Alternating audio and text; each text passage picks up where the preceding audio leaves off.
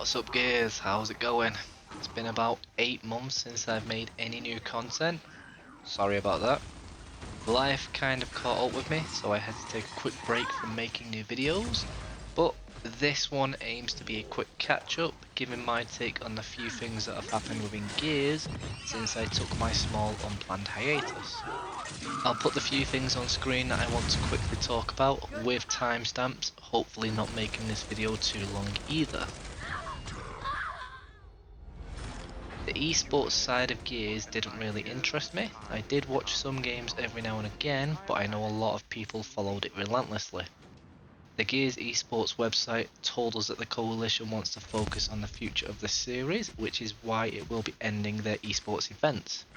Could esports come back in future Gears games? Possibly. Do I want it to? Well, with the state that Gears competitive multiplayer is right now, possibly not, but that is a separate video for a future date. I know esports did a lot to bring the Gears community together, and I definitely think that is a positive aspect, as well as all the free gear and cosmetics they used to give away. For me though, Gears has always been a bit of a niche game where a lot of people pick it up on release, play the campaign, do some multiplayer, do some Horde, Escape, Beast or Overrun, pick your option depending on the game, grind that out for a few months and then drop the game and never come back to it. The player count going back to the release of Gears 5 saw the biggest peak in players happen at the start of Operation 2 and on the release of the Hive Busters DLC. So a lot of people pick up and play Gears, but it definitely struggles to keep people around and enticing them to play. Even I have fallen away from the series a couple of times because of boredom or some other reason.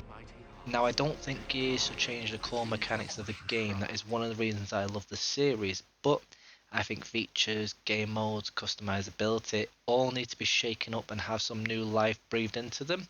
And I'm going to make a video with things that I would like to see changed from both a PvE and PvP perspective for future Gears titles at a later date.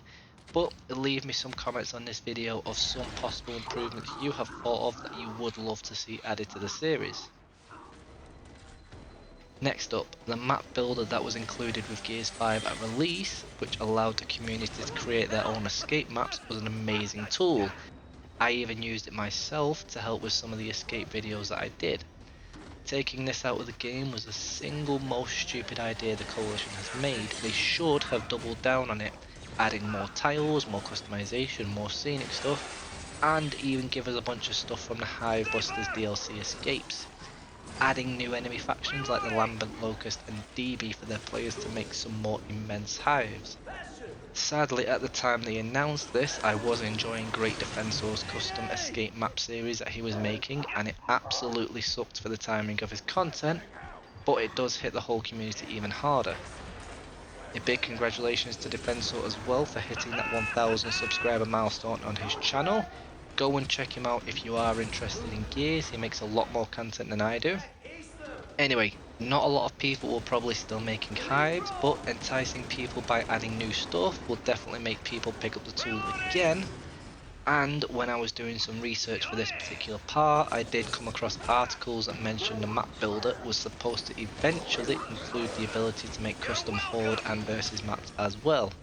In fact, the Razored Edge made a very in-depth video on this concept, and I will leave a link to that in the description box below if you are interested.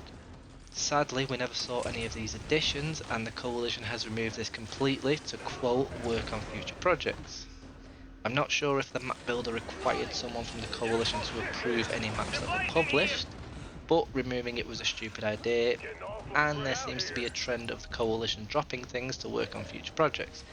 Don't get me wrong, I want more things Gears like Gears Tactics 2 and Gears 6, but encouraging people not to play Gears in the downtime between now and then is not the way to go. For me, the map builder needs to return for Gears 6, even bigger and better than before, be continually supported throughout the game's first 1, maybe 2 years, and have the additional functionality allowing for the custom Horde and Versus maps like they originally promised. Over the summer we had plenty of different gaming conventions showing off new announcements, games and DLCs, with the best announcement by far being the Goat Simulator 3 announcement shown off at Summer Games Fest. If you haven't seen this, go and look it up after this video. Leading up to Summer Games Fest and a few of the other ones, there were a lot of videos from gaming websites and YouTubers alike telling us how Gears 6 is going to be teased. Hindsight is 2020 as they say, and we don't have anything new Gears related coming, and nothing was teased at any of these gaming conventions. I obviously don't have any insider information, but I was fairly positive the Coalition and Xbox weren't going to announce anything Gears related. But I was hoping to be wrong. Take any leaked information and announcement videos with a fistful of salt, even this one you are watching right now though. For me, the Coalition has always been a little transparent in their approach when making new game announcements. Just follow the official Gears Twitter page to see what the Coalition is up to.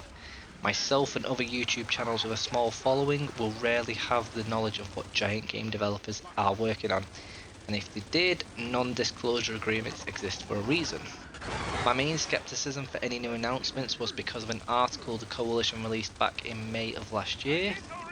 They sent out an article on the Gears 5 homepage as a thank you to fans, but also to state that they are moving the team to Unreal Engine 5. Now, I know nothing of game development, but most AAA games take 2, 3, 4 years to develop once they have a firm grasp of the game engine they are working with. So, if the Coalition is expected to have mastered a new engine and created a whole new game or at least a demo worthy model in just over a year, then you would be called insane. Even better, completely remaster Gears 1, 2, 3, and possibly Judgment, including all downloadable content they came with, to be released as this fabled Marcus Phoenix collection I've heard so much about. As much as I would like that, it's definitely a pipe dream.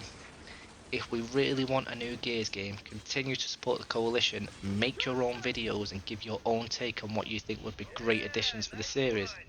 Most of all, just give them some time. I want the next Gears game as much as you guys, but I don't want some rushed, half-baked, buggy mess that some developers seem to be happy to give their fans. We have seen the Coalition release a lot of demos for Unreal Engine 5 and they do look incredible. And the Coalition currently have a lot of job openings posted on their website looking for people to join their team.